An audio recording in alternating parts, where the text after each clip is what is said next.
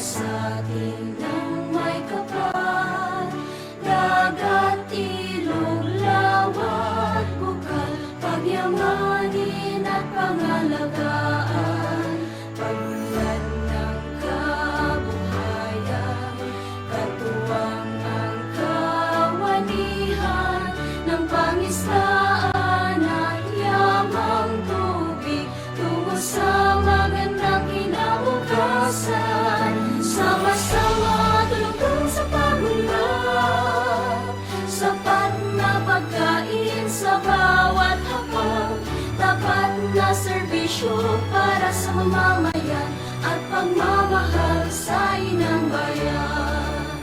Pag-unlad ng kabuhayan, katuwang ang kawanihan ng pangisdaan at yamang tubig tungo sa magandang kinabukasan. Sama-sama tulungan sa pagunlad, sapat na pagkain sa bawat hapag, tapat na serbisyo para sa mamamayan at pagmamahal sa inang bayan.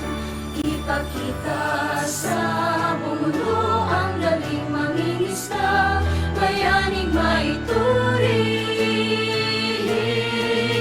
Sama-sama tulungan sa pagunlad, sapat na pagkain sa bawat hapag, tapat na serbisyo para sa mamamayan at pagmamahal sa inang bayan. Tapat na serbisyo para sa mamamayan at pagmamahal sa inang bayan, at pagmamahal sa inang bayan.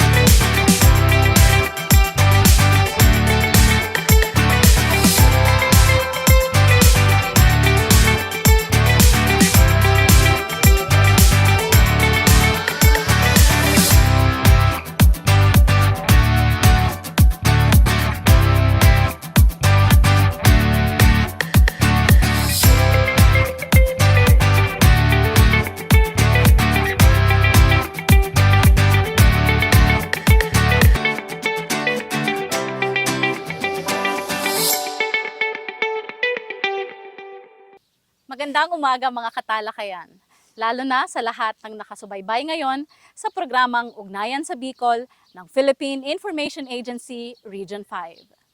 Ako po si Weng Brisha Briones, Information Officer ng B4 Bicol at kayo ay nakatutok sa Talakayang Pangpangisdaan. Isang programang naglalayong magbigay ng mahahalagang impormasyon at kaalaman tungkol sa sektor ng pangisdaan dito sa Bicol Region. Napapanood tayo ng live sa Facebook page ng Philippine Information Agency o PIA Bicol Region at B4 Bicol Facebook page. Sa dami ng mga isyong kinahaharap ng ating mga karagatan, mula sa labis na pangingisda, pagkasira ng mga tirahan ng yamang dagat, hanggang sa pagbabago ng klima, mahalagang tanungin natin ang ating mga sarili. Paano ba natin tunay na mapapangalagaan ang ating likas na yaman habang sinisiguro ang kabuhayan ng ating mga mangingisda? Isa sa mga makabagong tugon ng ating pamahalaan ay ang tinatawag na Fisheries Management Areas or FMA. Isang sistemang nakaangkla sa siyensya, pakikiisa at malasakit. Sa episode natin ngayon, sasagutin natin ang mga karaniwang tanong. Ano nga ba ang FMA? Paano ito naiiba sa nakagawian nating pamamalakad sa pangingisda? Sino ang mga nasa likod ng implementasyon nito? At higit sa lahat, Anong benepisyo ang hatid nito sa bawat Pilipino, lalo na sa ating mga mangingisda? Upang mas maipaliwanag ang Fisheries Management Areas or FMA, makakasama natin si Ms. Jonalyn B. Barceliano, ang Chief ng Fisheries Management, Regulatory and Enforcement Division ng BFAR Bicol. Magandang umaga, Ma'am Jonalyn, at welcome sa ating programa, ang Talakayang Pangpangisdaan. So bago tayo magsimula, Ma'am Jonalyn, pagbati muna sa ating mga taga-subaybay sa ating programa ngayon. Sa lahat po ng nakatutok sa programang ito, sa BFAR, sa Bureau of Fisheries and Aquatic Resources and sa Philippine Information Agency, sa lahat po ng mangingisda at mga stakeholders po na nakikinig, magandang umaga po sa ating lahat. Sige, maraming salamat Ma'am Jonalyn sa pagpapaunlak sa ating programa ngayon. Alam mo niyo po, maraming mga nagtatanong sa atin, ano nga ba ang Fisheries Management Area? So maraming naku-curious o kaya yung tinatawag nating FMA. So ipaliwanag natin para sa kaalaman ng lahat, ano ang FMA? So ang FMA po ay tumutukoy sa itinalagang anyong tubig sa karagatan natin. So ibinase siya sa paghati-hati based sa mga fisheries stocks. So kung titingnan natin dito sa FMA 7, ang stock na minamanage natin dito ay sardinas po. Oh, okay. So bakit kaya mahalaga ito? So mahalaga po ang Fisheries Management Area dahil isa itong sistema ng pamamahala na naglalayong magkaroon ng sustainable. So ang tinitingnan natin dito, hindi lang ngayon, hindi lang after 5 years, hindi lang after 10 years, kundi sa darating pang mga panahon na mayroon tayong stocks or available na mga isda. Ayun. Ilan po ba yung FMA sa ating bansa at nasabi nyo kanina na hinahati-hati ito. So, paano ba siya hinahati-hati? So, yun po. So, meron tayong 12 FMAs dito sa Pilipinas. So, nahahati siya based sa classification ng stock. So, example sa FMA 1 and 2, from Batanes to Matnog. Ang minamanage natin dito ay tuna.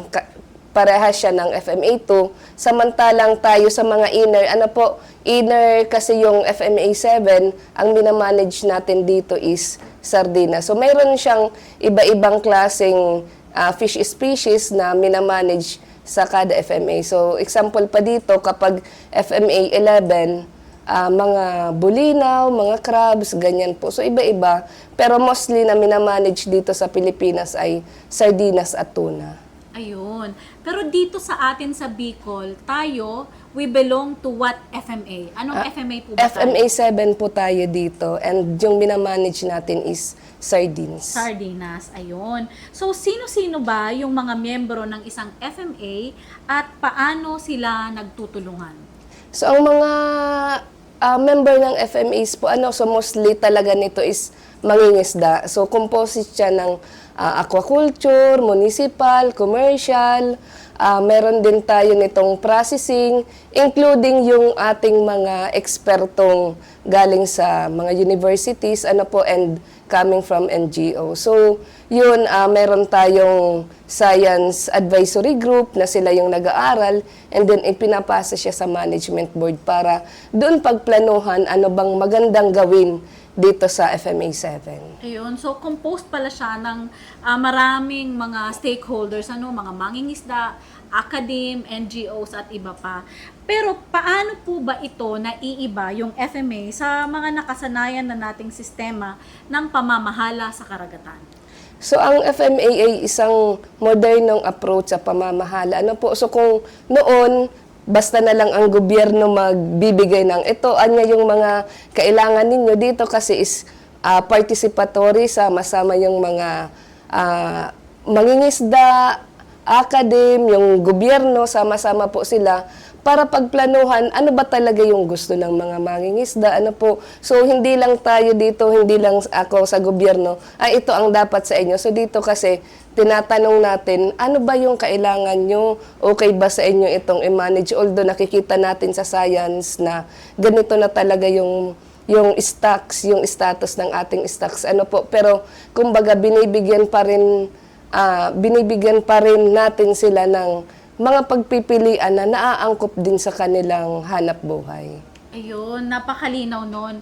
Actually, nagbigay siya ng linaw dun sa maraming katanungan tungkol sa fisheries management area. So, ngayong alam na natin kung ano ang FMA, alamin naman natin ang mas detalyadong aspeto ng mga pagpapatupad nito. Chief, paano po ba minamanage ang isang FMA?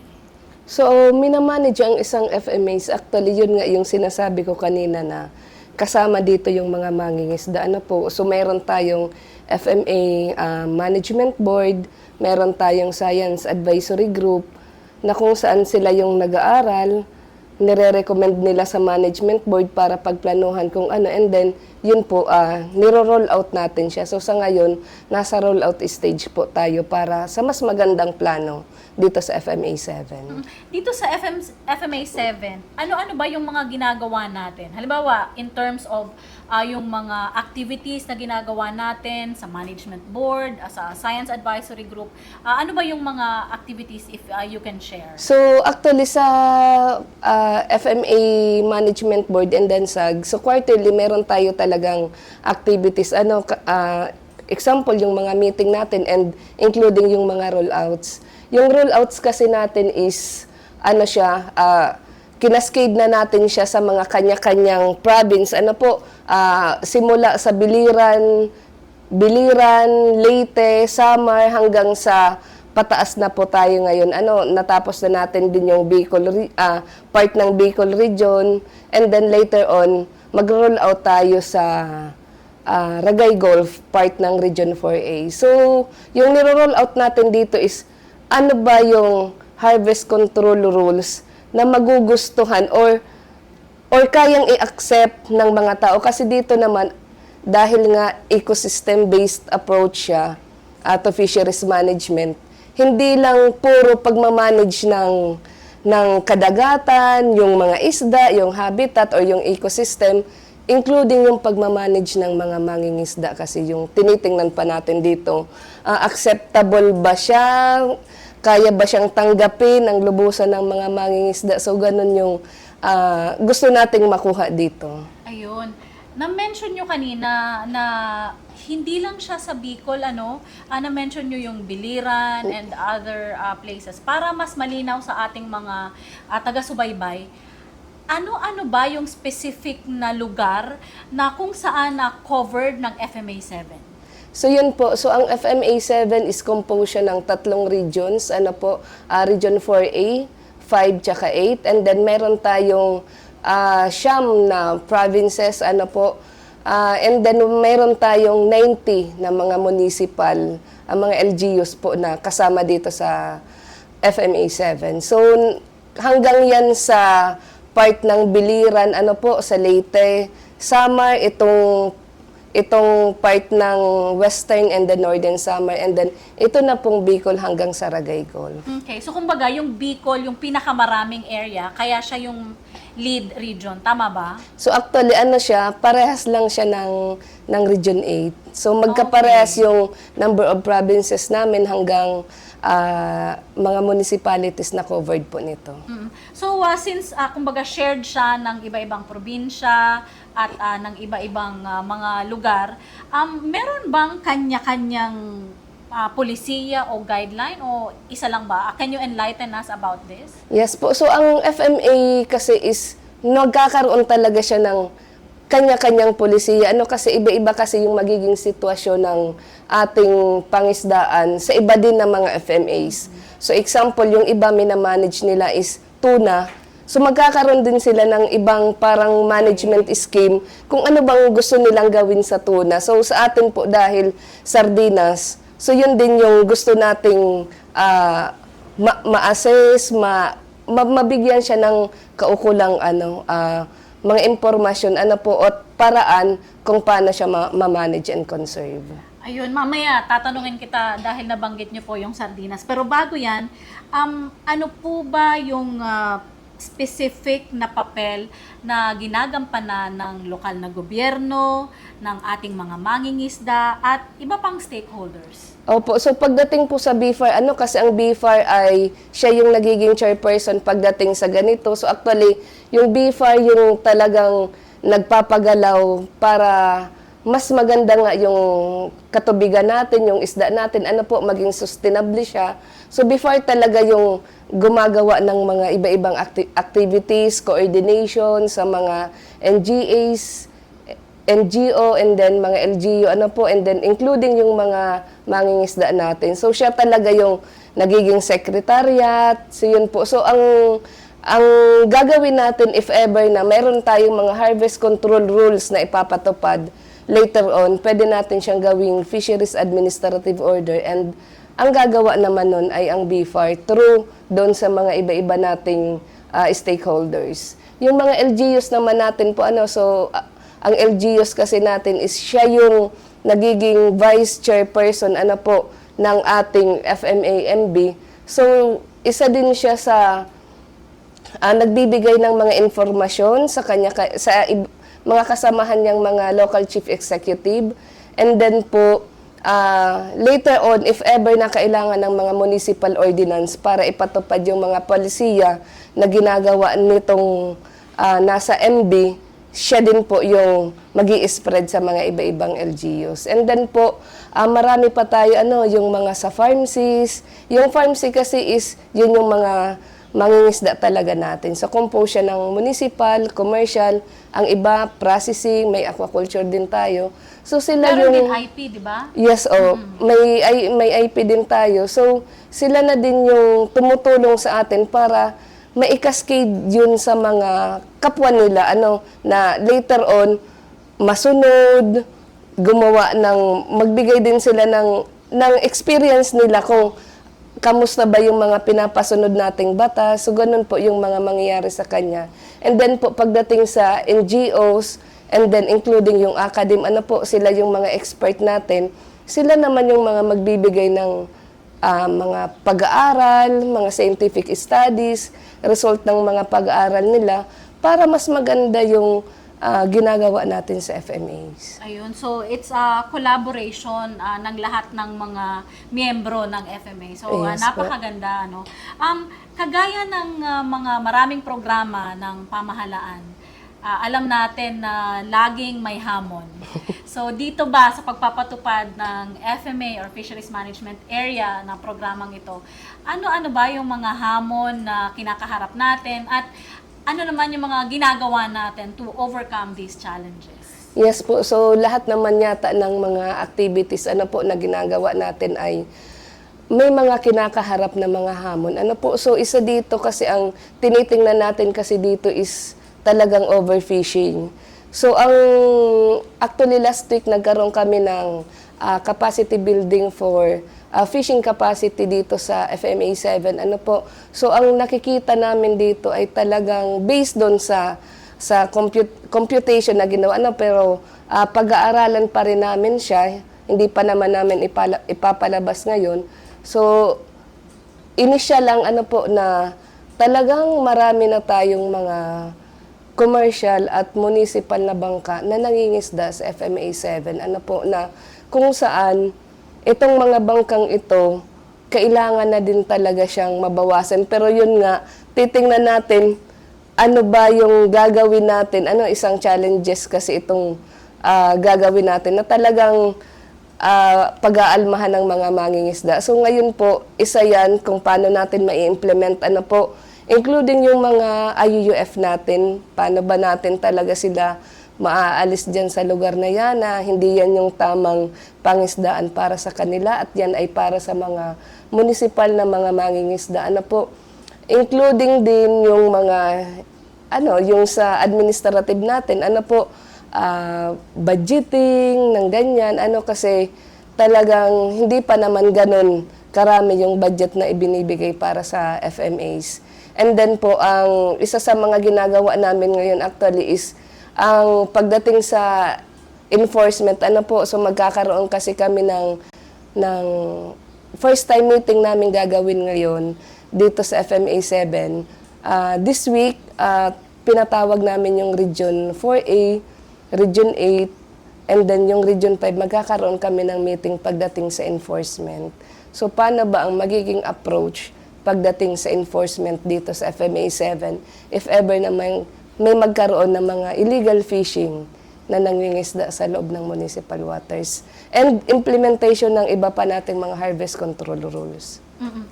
Na-mention niyo po yung harvest control rules.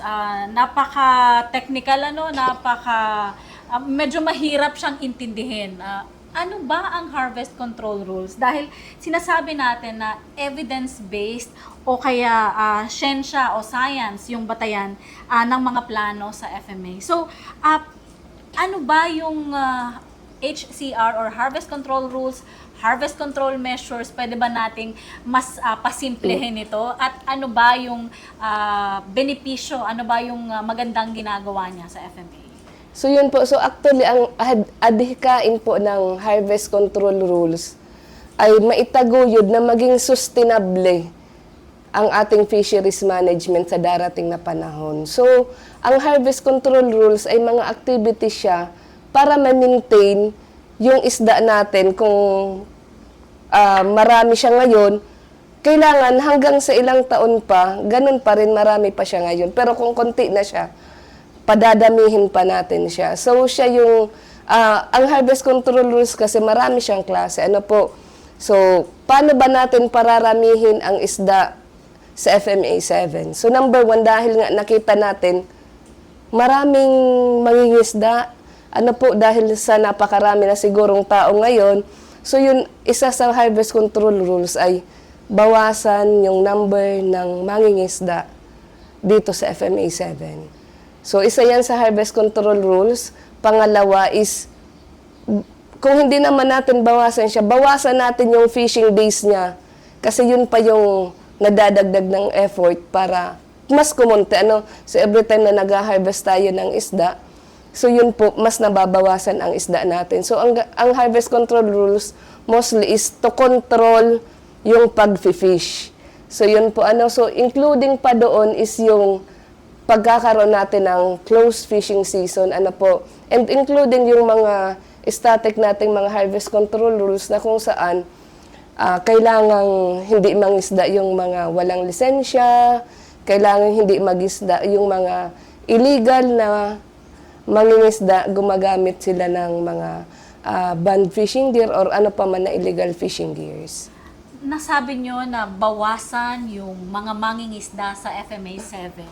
Paano kaya natin babawasan yung mga mangingisda sa FMA 7? Magtatanong o magre-react yung ating mga mangingisda. Paano ba natin gagawin yun?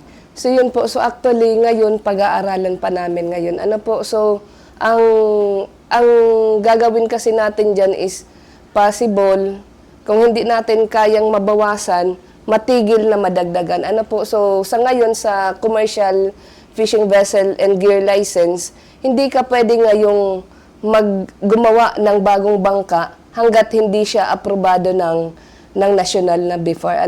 So siguro isa yan sa gagawin sa mga municipal na bangka na hindi na ba dumagdag ang bangka at if ever na may mga masirang bangka, baka hindi na siya palitan. So yun po, so tinitingnan pa namin yung ganyang aspeto and if ever yun nga na mabawasan ang fishing days nila. Okay.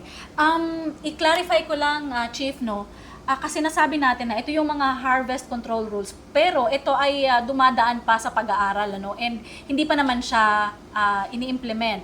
So, during, I understand, may mga rollout activities tayo na ginagawa. Dito sa rollout, ano ba yung ginagawa ninyo para magkaroon ng konsultasyon o impormasyon sa ating mga mangingisda?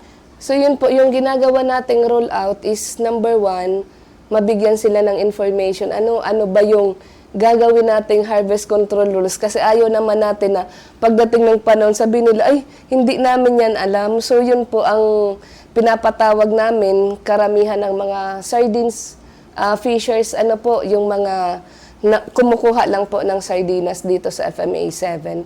So yun po, so actually sa ibang part ng FMA 7, sa part ng Samar at Leyte, hindi sila nangangailangan ng mga assistance galing sa government, kagaya ng livelihood assistance, kasi ang sabi nila, kaya nila. So dito sa Bicol, yun yung nakikita natin na nangangailangan tayo ng mga livelihood para sa kanila.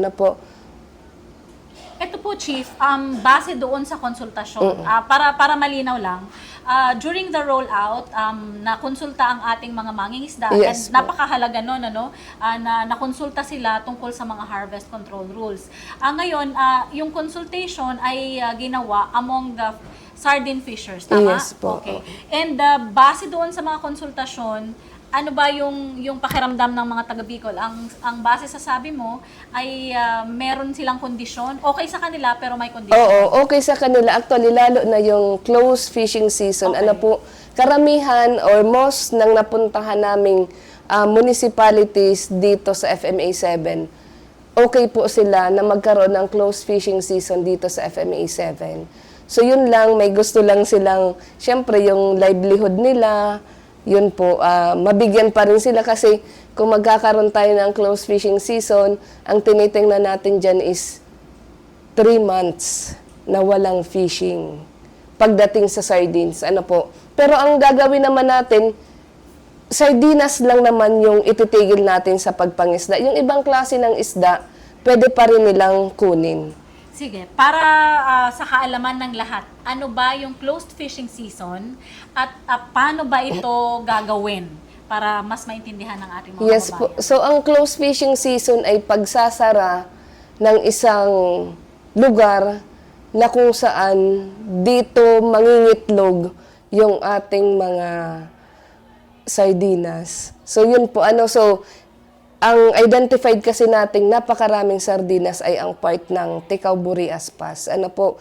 So, base sa pag-aaral, nandyan talaga yung spawning ground from the months of October to January. Ano po? So, sa buwan na yan, nandyan talaga yung mga maliliit at mga malalaki nating isda. So, ngayon po, ang gagawin natin is kung i-close siya, 3 months or pwede pang madagdagan, ano po, yung araw na yun para hintayin na makapangisda sila, makapangitlog, and then later on po, yun, bubuksan ulit siya after 3 months. Ano ba yung advantage kapag nagkaroon ng closed fishing season? Ano yung benepisyo? Yung pinaka-benepisyo talaga po nito is sustainability ng ating sardines. Ano po? So, hindi tayo mawawala ng sardinas at alam natin na ang sardinas ay ang pagkain ng lahat ng mahihirap. Lalo na kapag may mga trahedya, sakuna, may mga bagyo, yun po yung mga pinapakain natin sa mga relief. Ano po, dahil madali lang siyang gawin, mura lang siya. Ano po, yun talaga yung pagkain mostly ng mga nasa emergency cases. Okay. So, dito sa mga konsultasyon na ito, ang napakahalaga yung pagpayag ng ating mga mangingisda, Yes no? po. And lahat na po ba ng parte ng FMA ay nakonsulta na? So may kulang pa po kami sa part ng Masbate, hindi pa po nagagawa. Pero sa July 1 to 4 po, nandun po ang ating team sa BFAR para mag-conduct ng mga consultation, including yung IFIT natin. Kasi kailangan din natin malaman ilan ba yung mga illegal fishers or incident ng illegal fishing doon sa kanilang lugar. And then po, sa part pa din ng Region 4A, po, dito sa Ragay Gulf, hindi pa natin siya naisama. Okay. So yun po. Pero later on, this year, gagawin po natin na matapos na lahat ng mga consultation pagdating sa harvest control rules. Ayan, so isa na lang pala ang kulang para makumpleto yung lahat ng mga consultation activities. Chief, i-follow up ko na yun. Ano ba yung iFit na na-mention ninyo? Kasi baka nagtataka sila, ano ba yung iFit or iFit tool na yan? Opo, so ang iFit tool po ay isa siyang proseso na ginagawa ng ating opisina. Ang mga kalahok po dyan ay mga personnel coming from local government unit, PNP, mga bantay dagat, people's organization, na kung saan nagkakaroon tayo ng parang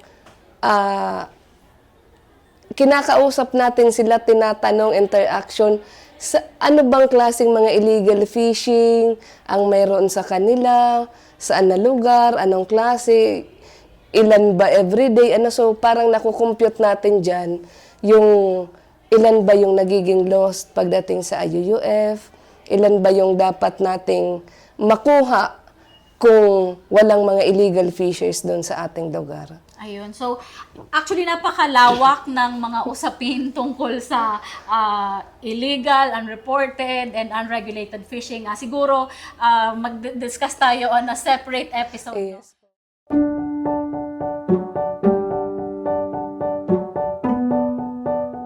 Ang buhay sa ilalim ng dagat ay komplikado pero magkakaugnay. Palipat-lipat ang mga isda ng tirahan simula nang sila'y itlog pa lamang hanggang sa paglaki. Naglalakbay sila mag-isa o magkakagrupo na school of fish kung tawagin. At ang dagat ay isang malawak na highway system sa kanilang paglalakbay. Sa mga bakawan, lusayan at bahura, nangingitlog ang maraming isda. At ito rin ang nagsisilbing nursery areas ng mga batang isda hanggang sila'y lumaki at lumipat sa ibang bahagi ng dagat tulad ng bahura. Matatagpuan ang mga ito sa municipal waters. Ito ang 15 kilometro ng tubig dagat mula sa baybayin ng munisipyo at mga isla. Itinatakda ng Fisheries Code of 1998 na bawal ang commercial fishing sa municipal waters. Ang maliliit na mangingisda lang ang pinapayagang manghuli ng isda dito, gamit ang mga passive gears tulad ng lambat, bubo at panggal. Ano ang mangyayari kapag hinayaan natin ang mga iligal na paraan ng pangingisda sa municipal waters? Masisira ang tahanan at nursery areas ng mga isda. Mawawalan na rin ang pagkakataon ng mga batang isda na lumaki at mangitlog para dumami pa ang isda sa ating karagatan. Magiging kaunti ang mga isdang pwede pa sanang mahuli. Pati ang ibang organismong umaasa sa mga isda, apektado na rin. Bakit? Dahil ang dagat ay isang malaking ekosistema na nakaugnay ang buhay sa bawat isa. Ang kabuuan ng katubigang sakop ng teritoryo ng Pilipinas ay nahahati sa mga hangganan na pinangingitlugan, tinitirhan at ginagalawan ng mga isda at iba pang lamang dagat. Ang pagkakahati-hating ito ay tinatawag na Fisheries Management Areas o FMAs. Ang mga hangganan ay batay sa pagtaya ng ecosystem boundaries ng mga magkakaugnay na mga isda at lamang dagat na nangingitlog, nakatira at nabubuhay sa paligid nito. Hindi saklaw ng political boundaries ang FMAs. Ang mga isda at iba pang lamang dagat ay maaaring lumangoy at lumipat sa magkakatabing munisipyo, rehiyon o maging sa iba't ibang FMAs. Ang FMA ay batay sa pagkakaugnay ng pamamahala, kalusugan ng ecosystem, at socio-economics na ang tanging layunin ay epektibong mapamahalaan ang limitadong supply ng ating mga isda. Ang bawat FMA ay may management body na siyang bumubuo ng plano o pulisiya para dito. Ang management body ay binubuo ng mga sumusunod na iba't ibang sektor. Ang lokal na pamahalaan, mga regional na opisina ng Bureau of Fisheries and Aquatic Resources, mga kinatawan ng munisipal na mangingisda, komersyal na mangingisda at aquaculture, mga kinatawan ng industriya tulad ng mga nagpoproseso, mga mangangalakal, at mga organisasyon ng pamilihan, mga akademiko, mga katutubo kung saan nararapat, non-government organizations, iba pang mga ahensya ng gobyerno, at Protected Area Management Board Chair sa mga lugar na may protected area. Ang FMA ay batay sa siyensya, sa pamamagitan ng tulong at payo ng Scientific Advisory Group na binubuo ng mga siyentipiko, mananaliksik, at technical representatives, nagtatakda ng reference points at harvest control measures. Ang reference points ay ang mga tukoy na palatandaan na naglalarawan ng antas ng pagsasamantala, lagay ng pangisdaan, o katangiang biolohikal bilang pamantayan ng mga patakarang ipapatupad. May 3 antas na ginagamit. Ang target reference point ay ang antas na dapat makamit at mapanatili na nagpapahiwatig na ang pangisdaan ay ginagamit sa maayos na pamamaraan. Ang trigger reference point ay ang antas na dapat mangisda ng may pag-iingat para hindi maubos ang nanganganib na stock ng isda. At ang limit reference point ay ang antas na dapat iwasan dahil ito'y nagpapahiwatig na nalalagay na sa peligro ang pangisdaan at maaaring umabot sa pagkaubos nito o ang tinatawag na overexploitation. Ang harvest control rules naman ay ang mga tukoy na hakbang na magtitiyak na ang target reference point ay makakamit at ang limit reference point ay maiiwasan. Ito ay maaaring makamit sa pamamagitan ng harvest control measures tulad ng no-take zones sa marine protected areas, paglimitan ng dami ng huli o catch limit, pagbabawal ng gamit sa panghuhuli ng isda o gear restriction, at pagbabawal sa pangingisda ng isang partikular na panahon o closed season, at pagpapatupad ng batas na bawal ng mga isda sa municipal waters ang mga commercial fishers. Dahil sa FMA, nagkakaroon ng mas magandang ugnayan sa mga patakaran ng nasyonal at lokal na pamahalaan. Pinagtutulungan ng mga sektor ng mangingisda, sayentipiko, industriya ng pangisdaan at lokal na pamahalaan ang pangangasiwa sa magkakatabing tubig dagat bilang isang malaking ekosistema. Isulong at suportahan natin ang fisheries management areas bilang epektibong paraan para pangalagaan ang kalusugan ng karagatan at kapakanan ng bawat mamamayang Pilipino. Para sa dagdag na impormasyon, bisitahin ang facebook.com/oceana.ph, pati na rin ang aming iba pang social media accounts.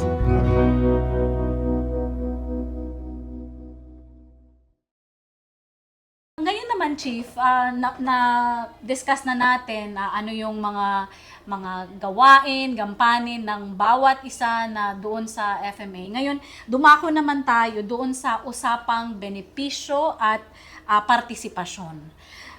Sa kabuuan, ano yung pinaka-benepisyo talaga ng FMA para sa mga mangingisda at lahat ng fishing communities? Yes po. So ang tinitingnan natin dito, ang magiging benepisyo nito para sa mga mangingisda, ano po, lalo na sa mga mangingisda ay yung long-term sustainability talaga ng isda.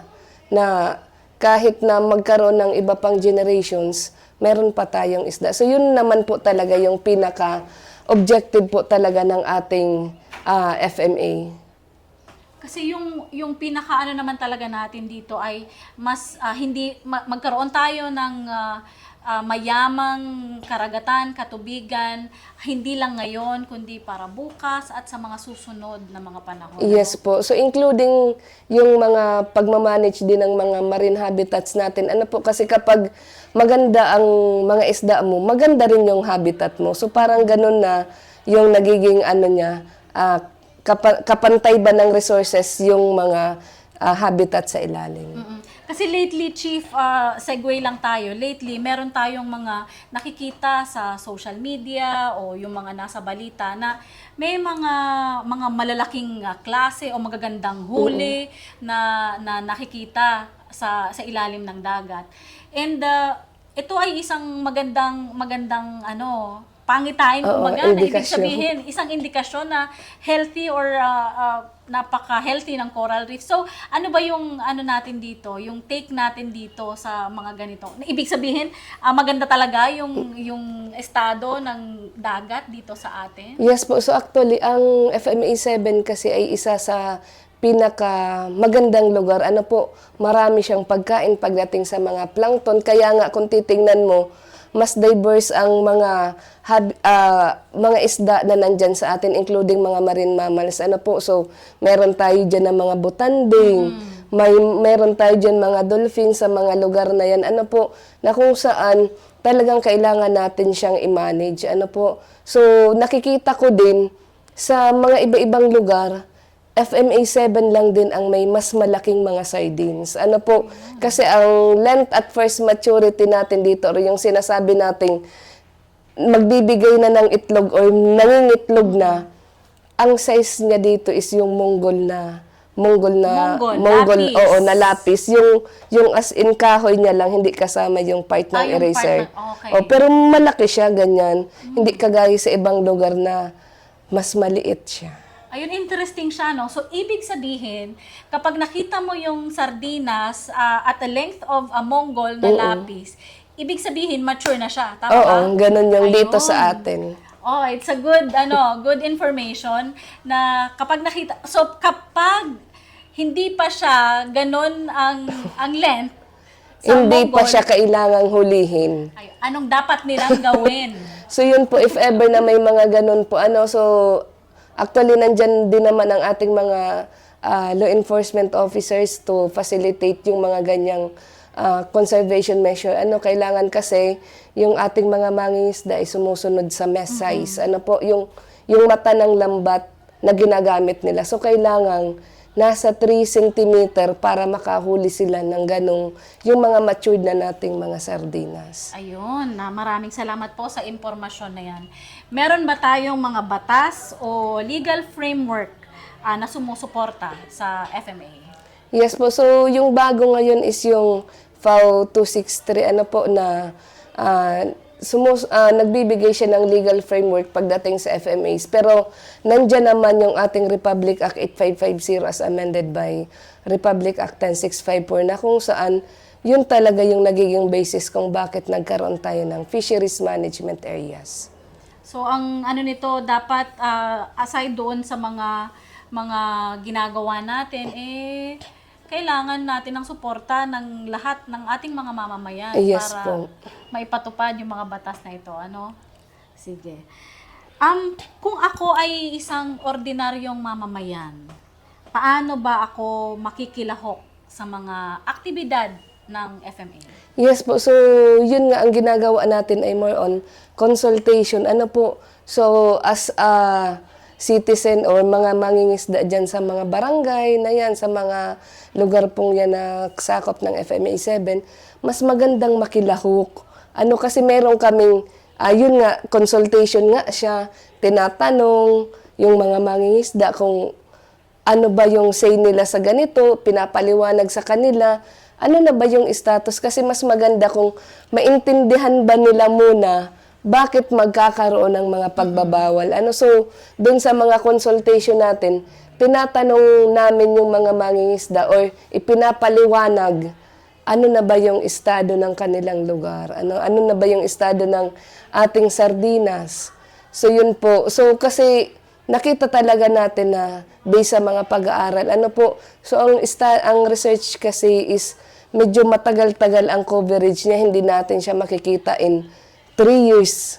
So kailangan mas malawak yung pag-aaral niya na kung saan mga after 5 or 10 years, saka pa lang lalabas or may makikita pa lang tayong magagandang resulta. So doon po, nakita natin na ang sardinas natin, pakunti ang mga nahuhuli at medyo paliit na siya. So kaya ang isa sa ginagawa natin dito ay makonserve through doon. Nananawagan nga tayo sa mga mangingisda natin. Na yun, mag-attend sila ng mga ganitong consultation para mas tama ba yung makuha nilang information. Kasi minsan, kapag nakikinig ka lang sa kwento ng kapitbahay mo, iba na yung interpretasyon mo. So, pwede kang mag-react na hindi mo gusto or gusto mo. Yun kasi kulang yung information na narinig mo. So, yun po ang binibigay namin sa lahat ng mga mangingisda, including local government unit, kung ano na ba yung ginagawa ngayon ng gobyerno para ma-manage ang sardinas dito sa FMA 7.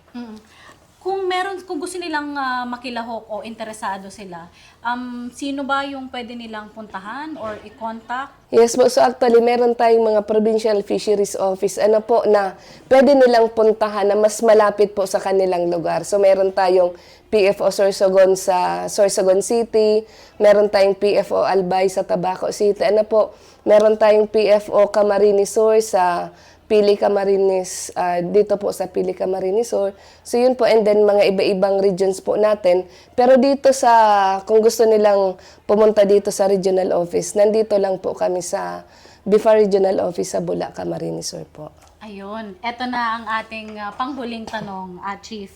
Ano po ang inyong mensahe para sa ating mga mangingisda, mga kabataan, at ang general public para mas maunawaan at masuportahan nila yung implementasyon natin ng FMA?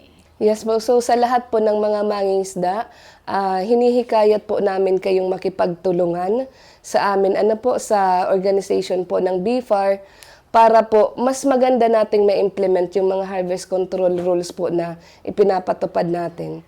Napaka-importante po na yung catch documentation natin ay tama po ang data na ilalagay natin. Yung mga sinasubmit po natin yan, lalo na sa mga municipal at commercial, kailangan po tamang datos yung mga nakukuha natin.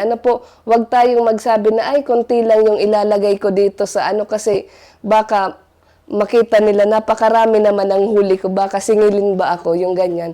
Pagdating po sa data ng BFAR, ang kailangan po namin yung tamang data ng isda na nahuhuli ninyo, anong klase, kasi yan po yung magiging basis namin para sa pagpaplano ng mga sardinas dito sa FMA 7. Including yung ating mga commercial fishing vessels operators, mag-submit po kayo monthly ng log sheet, and kumuha po kayo ng certificate of clearance para po sa pangingisda po ninyo. Yan po ay nangangailangan po kami dyan para nga tama yung ating documentation pagdating sa mga stocks na nandito po sa ating FMA 7. So yun po, so sa ating mga kabataan, lalo na yung mga maliliit nating mga anak, turuan natin sila kung paano magtapon ng basura. Napaka-importante, kasi napupulyot po ang ating katubigan, ang ating karagatan. So, including yung pagtatapon din ng mga isda, so mas maganda talaga na yung panghuli natin ng isda ay may kaakibat na post-harvest. Meron tayong yellow kapag manguhuli tayo ng isda. Kasi po alam naman natin na ang isdang sardinas ay madali siyang masira. Yung tinatawag nating lowbat, madali siyang malobat na kapag nalobat na yung isda natin, hindi na siya fresh, hindi na siya bibilhin or bibilhin siya sa napakamurang halaga na lamang. So kaya po, ang pag-harvest natin ng sardinas ay dapat tama lang. Wag nating i-harvest ng as in sobra-sobra tapos itatapon natin dahil yun pala may kakulangan tayo pagdating sa post-harvest. Sa yellow lalong-lalo na. And then po sa lahat po ng mga nakikinig sa programa pong ito, nananawagan po kami na makisali po kayo, lalo na sa FMA 7 na mga mangingisda. Huwag po kayong mag-atubiling mag-contact po sa amin, including yung pagdating sa enforcement. Dahil ang aming opisina ay talagang gustong pigilan or mabawasan po ang illegal fishing na nasa FMA 7. Maraming salamat sa lahat ng sumubaybay sa isang makabuluhang oras ng talakayang pangpangisdaan. Salamat muli, Ms. Jonalyn Barceliano, sa mga kaalamang ibinahagi ninyo sa ating mga kababayan. Tunay ngang napakayaman ng ating karagatan, hindi lamang sa isda at pagkaing dagat, kundi pati sa kulturang nakaugat dito at sa kabuhayang binubuhay nito. Ngunit sa likod ng yaman, may mga hamon tayong hinaharap. Dito ngayon pumapasok ang halaga ng fisheries management areas. Isa itong paalala na hindi sapat ang kanya-kanyang diskarte. Kinakailangan ang sama-samang pagkilos mula sa pamahalaan, sa mga mangingisda, sa kabataan, at sa mga ordinaryong mamamayan. Sa pamamagitan ng FMA, tinuturuan tayong maging tagapangalaga, hindi lamang taga-ani. Itinuturo nito na sa bawat hakbang nating may malasakit at kaalaman, may kinabukasang maipagmamalaki sa ating mga anak at sa mga susunod pang henerasyon. Kaya't kung ikaw ay mangingisda, kabataan, o simpleng mamamayang may pagmamalasakit, alamin, makilahok, at makiisa. Sa pagtatapos ng ating programa, naway bitbit natin ang hindi lamang ang impormasyon, kundi ang inspirasyong makibahagi sa pangangalaga ng ating karagatan. Magtulungan tayong palaganapin ang kaalaman at kamalayan, hinggil sa responsableng pangingisda at patuloy nating suportahan ang mga hakbangin para sa pangangalaga ng ating karagatan at pagpapaunlad ng mga proyektong pangkabuhayan sa sektor ng pangisdaan. Tungo sa serbisyong tapat, isday sapat, mangingisday angat. Muli, ako po si Weng Brisha Briones. Hanggang sa susunod na huling Biyernes ng buwan, dito pa rin sa Talakayang Pangpangisdaan sa Ugnayan sa Bicol ng Philippine Information Agency Region 5. Diyos mabalos po.